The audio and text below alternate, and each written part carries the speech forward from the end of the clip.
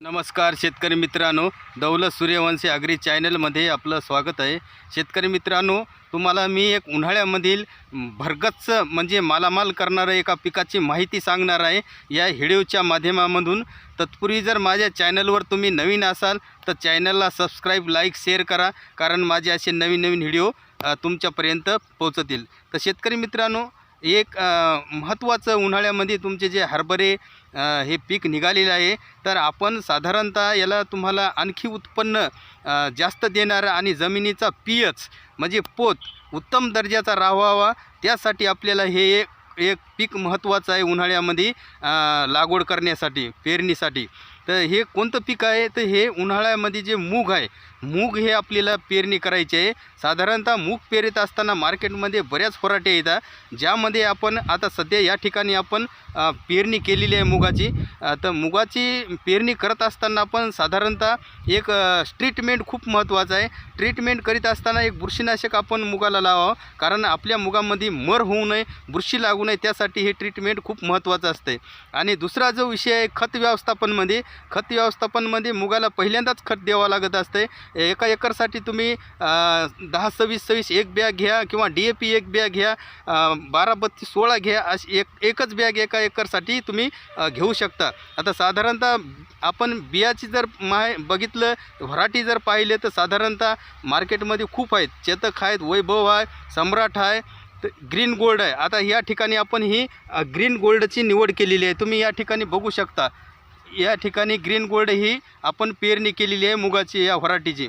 तर साधारणतः एक एकरसाठी आपण 7 ते 6 किलो आपण बियाणं घ्यावं पेरणीसाठी। आता पेरणीवर तुम्ही बैलावर पेरू शकता, किंवा या ठिकाणी आता BBFनं आपण पेरणी केलेली आहे, बघू शकता तुम्ही या ठिकाणी।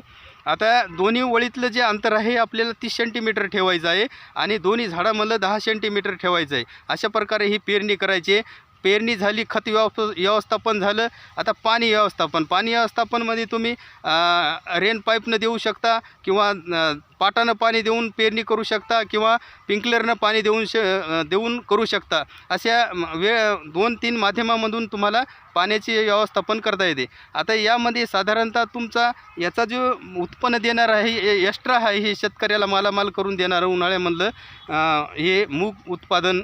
यामध्ये तुमच्या याच्या पाल्यापासून जे पालाश नावाचा जो खत होतं, हे तुम्हाला पावसाळ्यामध्ये जे तुम्ही कापूस लावताल, कोणतं सोयाबीन लावताल, त्यासाठी हे पीएच मेंटेन करते। यासाठी ह्या पालाश याचा खूप महत्त्वाचा आहे। त्यासाठी हे आपल्याला उत्पन्नसुद्धा याच्या माध्यमामधून घेतं आहे, आणि परत आपल्या जमिनीचा पीएचसुद्धा चांगल्या प्रकारे राहते। शेतकरी मित्रांनो, अशा प्रकारे आपण ही पेरणी करायला पाहिजे, कारण आपली हरभऱ्याचं पीक निघालेलं आहे।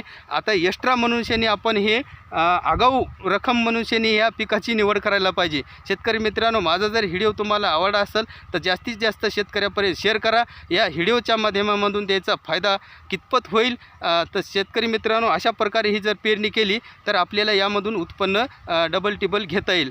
तर यामध्ये जास्ती शेअर केल्यानंतर मग एक छोटीशी कमेंट करायला विसरू नका। एक कमेंट करा की तुम्ही कोणत्या व्हरायटीची पेरणी केलेली आहे उन्हाळ्यामध्ये मुगाची। भेटू नेक्स्ट व्हिडिओमध्ये, तोपर्यंत धन्यवाद।